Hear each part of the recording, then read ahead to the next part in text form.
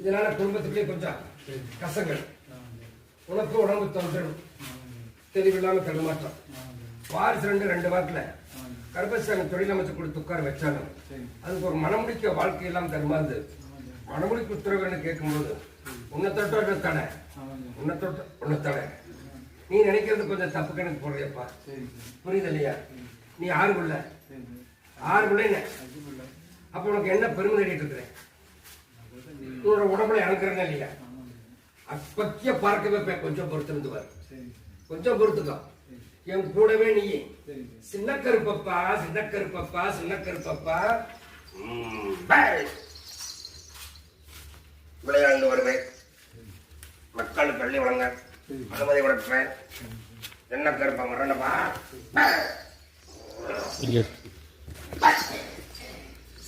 அதனால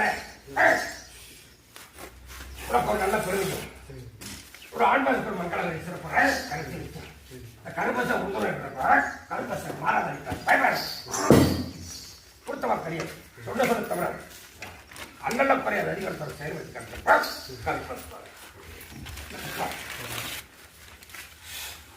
அலையோட மாட்டாங்க, அலையோட மாட்டோம்னே பாதுகாப்பு கருப்பசன்.